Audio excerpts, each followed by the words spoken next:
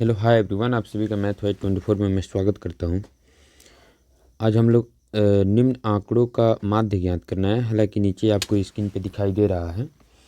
कभी कभी ऐसा भी होता है कि कभी किसी सवाल में वर्ग अंतराल नहीं दिया रहता है और ऊपर का मान जो आपके पास मौजूद है ये वाला और ये वाला, यानी प्राप्तांक 36, 40, 50, 56 और 60 दिया है और परिवारों की संख्या 4, 5, 12, 2 दिया हुआ है। अगर इस तरीके के सवाल आते हैं तो हम लोग किस तरीके से माध्य को ज्ञात करेंगे। तो देखिए, यदि उस तरीके से माध्य निकालना है तो माध्य को मैंने पहले एक वीडियो बना के डाला है आपको। तो माध्य में मैंने आपको बताया है कि क्या क्या रहेगा तो बनेगा, यानी वर्ग अंतराल का होना ज़रूरी है और उसके बाद आपका एफ आई का मान होना ज़रूरी है। उसके बाद आपका वर्ग चिन्ह का होना ज़रूरी है और वर्ग चिन्ह को एक सही के मान से संकेतित करते हैं। एफ आई को ज़्यादातर बारंबारता कहा जाता है। अब बात आती है कि इन सभी तीनों चीज़ों में आपका वर्ग अंतराल का मान इस सवाल के माध्यम में नहीं दिया हुआ है। अब हमको करना क्या है तो थोड़ा ध्यान से देखेंगे। इसमें जब वर्ग अंतराल का मान नहीं दिया हुआ है तो सवाल को निकालने के लिए हमें एफ आई और एक सही, जरूर में कोई एक सही है और कोई एफ आई है। हालांकि देखिए, अब किस तरीके से पता करेंगे कौन एफ आई है कौन एक सही है, तो ध्यान से सुनिए। एक सही का मान हमेशा बढ़ते ही क्रम में होता है। जो वर्ग अंतराल को जोड़ करके या 2 से हम लोग भाग लगाते हैं वहीं एक सही का मान निकलता है। क्या देखिए, हमारा ये वाला जो प्राप्तांक है 36 है, 36 के बाद 40 है, 40 के बाद 50 है और 50 के बाद आपका 56 है, 56 के बाद 60 है। ये हमेशा बढ़ते ही क्रम में दिया हुआ है, मतलब ये वाला मान आपको एक सही का कहलाया। ठीक है।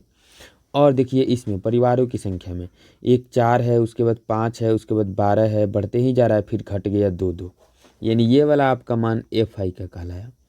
तो हम लोग क्या करते हैं, जब माध्य को सॉल्व करते हैं तो माध्य में एक मान होता है, सूत्र sigma x I into F I अब बट्टा सिग्मा एफ आई, मतलब एक्स आई गुणे एफ आई के मानों का योग और एफ आई के योग से हम सवाल को सॉल्व कर सकते हैं। अब हम क्या करेंगे, x I into F I के मान में हम मल्टीप्लाई करेंगे। चूँकि एक्स आई का मान आपके पास 4 है और एफ आई का मान आपके पास 4 है और एक्स आई का मान आपका कितना है 36 है। तो आप ये दोनों में मल्टीप्लाई कर दो। 4 छके 24 के 4 हाथ में लगा 2 और 4 3 12 या 2 हो जाता है 14। अब 5 से गुणा कर दो इस 40 में, क्योंकि एक्स आई का मान आपका 40 है और एफ आई का मान 5 है। तो 5 चौके 20, ये हो जाता है कितना 200। फिर 12 से 50 में गुणा कर दो तो 12 पचे 60, 12 0 0 और 12 पचे 60 हो जाता है, ये हो जाता है 600। फिर 56 में 2 से गुणा कर दो, 2 छके 12 के 2 और 2 पचे 10 है 1 11। फिर 2 से 60 में कर दो तो ये हो जाता है 120। अब हमारी बात आती है, जब सवाल को बनाने की बात आई थी तो सवाल में कहा था कि एक्स आई गुणे एफ आई के मानों का योग। तो हम एक्स आई गुणे एफ आई के मान को जोड़ लेंगे। 4 और 2 हो जाता है 6, फिर 4 आइए 1 5 और 2 हो जाता है 7, इसमें कोई हासिल ही नहीं है। फिर 2 1 3 और 6 9 1 10 1 11, फिर से सुन लेंगे 1 2 1 3 6 9 1 10 1 11, यानी ये हो जाता है 1176। तो हमारी बात आती है यहाँ पर sigma x I into F I दिया हुआ है तो हम 1176 लिख देते हैं।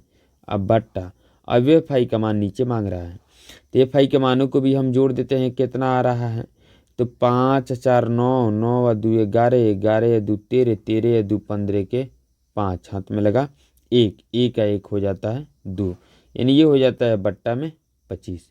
अब आपको क्या करना है, रफ में आना है और 25 से हमको 1176 में भाग लगा देना है। तो 25 चौके हो जाता है 100, ये हो गया 17, फिर 76 हो गया, 25 छक्के 150 अब 25 सते 175, ई 6 में से 5 गया 1 हो गया। दशमलव देंगे तो ये नहीं कटेगा, 1 0 बैठ जाएगा, फिर भी 25 से भाग लगेगा नहीं। फिर एक दशमलव देंगे तो यहाँ 1 0 बैठ जाएगा। 25 चौके हो जाता है आपका कितना 100, यानी कि आपका हो जाता है 47.04। यही हो गया आपका आंसर। इस तरीके के सवाल हो तो परेशान ना हो, ऐसे ही बनाएंगे। ठीक है, फिर मिलते हैं नेक्स्ट क्वेश्चन के साथ नेक्स्ट वीडियो में। आप सभी को जय हिंद, गुड नाइट।